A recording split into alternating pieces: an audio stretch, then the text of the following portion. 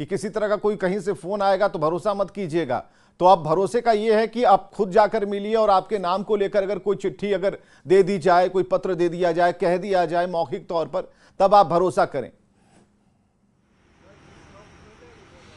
देखिए, बीजेपी के बारे में बीजेपी के नेता और प्रधानमंत्री और राष्ट्रीय अध्यक्ष जो बीजेपी के वो लोग डिसाइड करेंगे, लेकिन जो नाम जाएंगे इधर से जेडीयू कोटे से कौन होगा ये मुख्यमंत्री नीतीश कुमार, जो कि पार्टी के सर्वमान्य नेता हैं, राष्ट्रीय अध्यक्ष हैं, वो तय करेंगे। और जो सूत्र बता रहे हैं उसके मुताबिक दोनों नाम को उन्होंने तय कर दिया है। नीतीश कुमार की मुहर लग गई है। रामनाथ ठाकुर जो कि अति पिछड़ा समुदाय से आते हैं और जैसा बताया आनंद ने कि 36% आबादी पिछड़े तबके की है, अति पिछड़े तबके की है, उसको साधने की पूरी कोशिश, एक अपने वोटरों में संदेश देने की कोशिश है नीतीश कुमार की तरफ से। और दूसरा ललन सिंह जो कि बेहद करीबी हैं, आपको याद होगा जब कैबिनेट एक्सपेंशन हुआ था पिछली बार, उस वक्त आरसीपी सिंह पार्टी के राष्ट्रीय अध्यक्ष मंत्री बन गए थे। ललन सिंह बेहद दुखी थे, नाराज थे और बाद में उन्हें पार्टी का राष्ट्रीय अध्यक्ष बनाया गया। किस तरह से धीरे धीरे बीजेपी और जेडीयू में दूरी बनती चली गई और जेडीयू आरजेडी के करीब चली गई। तो मुझे लगता है जो किसी तरह की ऐसी गलती नीतीश कुमार इस बार नहीं करना चाहते हैं, ऐसा सबको साध करके चलना चाहते हैं। जो भी उनके करीबी नेता हैं सबको साधने की कोशिश में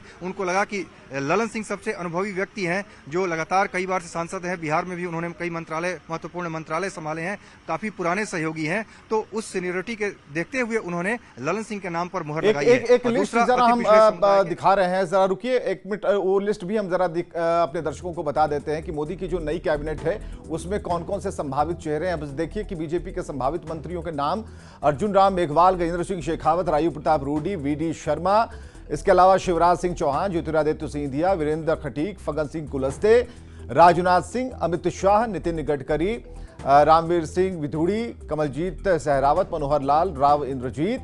ये बड़ी लिस्ट हम आपको बता रहे हैं, ये बीजेपी के संभावित मंत्रियों के नाम हैं। भूपेंद्र यादव, डॉक्टर जितेंद्र सिंह, शांतनु ठाकुर, सुरेश गोपी, विप्लव देव, सर्बानंद सोनोवाल, हरदीप पुरी, विजयपाल तोमर, बंडी संजय, जी किशन रेड्डी, प्रहलाद जोशी।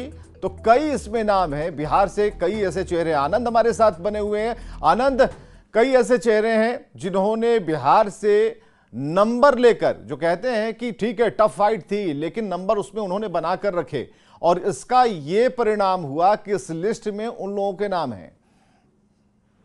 बिल्कुल, और इसमें जैसे जिस नामों का जिक्र आपने किया उसमें राजीव प्रताप रूडी का भी नाम है, और राजीव प्रताप रूडी मंत्री बन सकते हैं। इसकी संभावना इसलिए भी ज़्यादा है क्योंकि उन्होंने लालू यादव के बेटी रोहिणी आचार्य को हराया, और जो काफ़ी हाई प्रोफाइल सीट भी माना जाता था, तो हो सकता है कि उसका इनाम उन्हें मिले।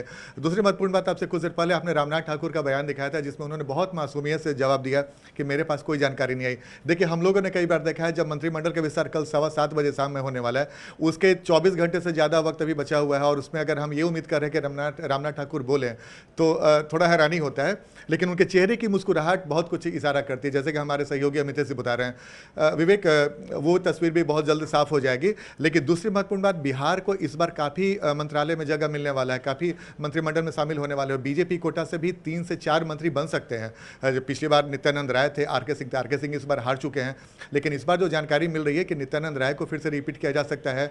वैसे कोटा से भी संजय जायसवाल को मौका मिल सकता है, और ब्राह्मण कोटा से चूंकि पिछले बार अश्वनी चौबे थे, तो जो गोपाल जी ठाकुर है जो दरभंगा के सांसद है, उन्हें भी मिल सकता है चूंकि वो गढ़ माना जाता है ब्राह्मणों का। तो सामाजिक समीकरण साधने की पूरी कोशिश एनडीए की तरफ से की जाएगी। जीतन राम मांझी और चिराग पासवान दो अगर मंत्री बनते हैं तो दलित समुदाय को एक बड़ा मैसेज आएगा। अति पिछड़ा समुदाय से रामनाथ ठाकुर को बनाकर मैसेज देने की कोशिश की जाएगी, भूमियार समाज से ललन सिंह को। इसके अलावा अगर आप बीजेपी कोटा से देखें तो एक समीकरण के तहत ये मंत्रिमंडल में उन लोगों को शामिल किया जाएगा जिसका बड़ा फायदा आने वाले विधानसभा चुनाव में जातिगत लिहाज से किया जाए। एक जो बहुत दिलचस्प है, सुनील कुमार जो वाल्मीकि नगर से सांसद हैं, अगर भविष्य में कैबिनेट एक्सपेंशन होता है तो वो भी काफ़ी मजबूत दावेदार हैं। चूंकि कुशवाहा अगर सांसद देखें तो पूरे एनडीए में उनके और विजय लक्ष्मी दो ही कुशवाहा सांसद जीत कर आए, और बिहार में कुशवाहा वोटरों की जो नाराजगी हुई थी उसको देखते हुए आने वाले समय में विधानसभा चुनाव के पहले अगर एक्सपेंशन ठीक है। आनंद, बहुत बहुत शुक्रिया आप दोनों का हमसे जुड़ने के लिए। ये बड़ी खबर लेकर सामने